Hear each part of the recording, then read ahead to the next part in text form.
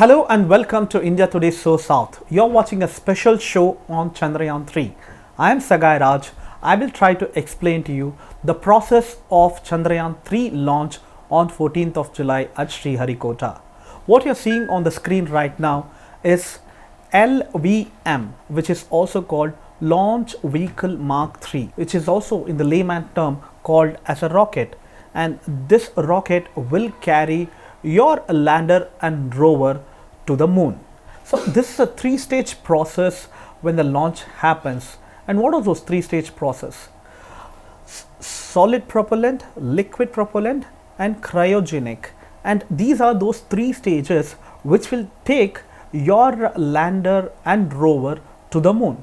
See, these two things are called solid propellant, which has solid fuel to push your launching vehicle up to the sky, and thereafter you also have liquid propellant which will push your launching vehicle towards the space, and thereafter you have cryogenic engine which will push your end capsule. This is called end capsule, and this has your lander and rover. This keeps your lander and rover safe, and this will take you to the orbit. Last time this also had an orbiter.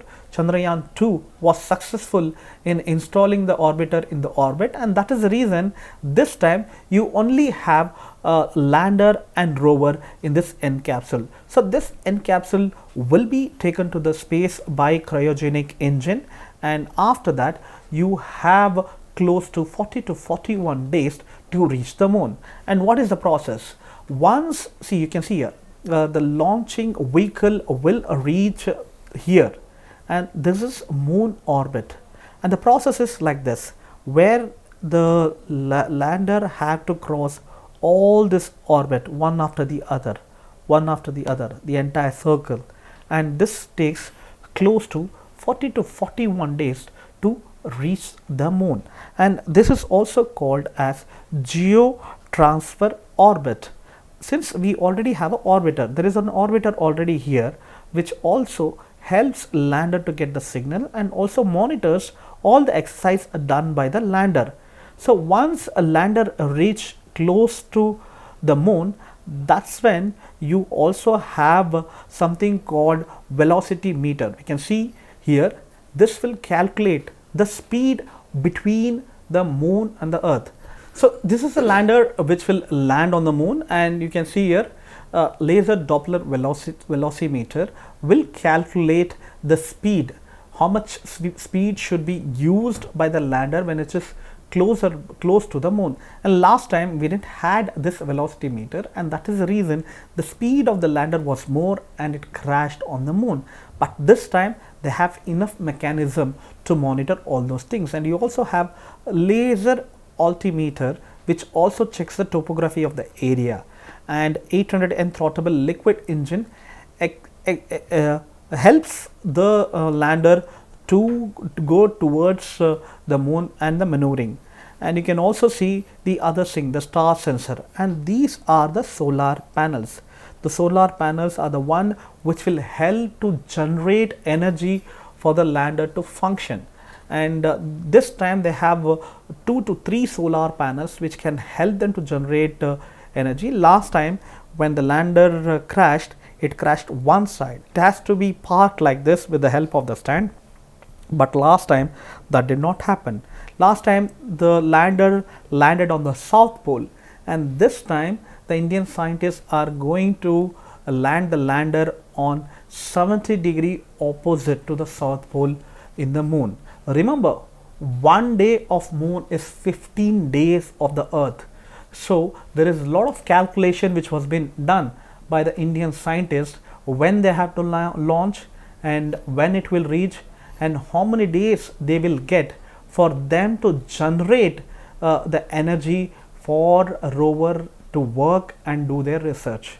So 1 day of moon is 15 days of the earth, and keeping all those things in their mind, the launch will happen, and those 15 days you will get all kind of research done by the rover.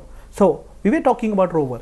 This is a rover, and this lander carries the rover, and you can see a glider coming down. So this will happen after 40 to 41 days. So the lander will land on the moon. It will assess the situation.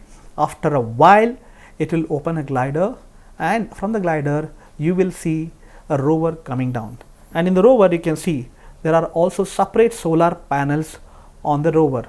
So these solar panels will generate the energy, whatever the energy required for a rover. So this rover will go ahead and do all kind of research the Isro scientists wanted to do on the moon, and they will also find out whether there can be any kind of life which can exist on the moon. So it will be a milestone for Isro if they succeed in this particular launch, where in Chandrayaan-2 they had made minor mistakes which has costed too much for the Isro scientists, and this time they have learnt their lessons from their past mistakes, and they are well equipped and learnt from their mistakes, and they are going to be successful when they launch on 14th, and probably in the month of August, after 40 to 41 days, say on 20th or 21st, we will be seeing the similar kind of thing what we witnessed in Chandrayaan-2 when Prime Minister Narendra Modi had visited Bengaluru,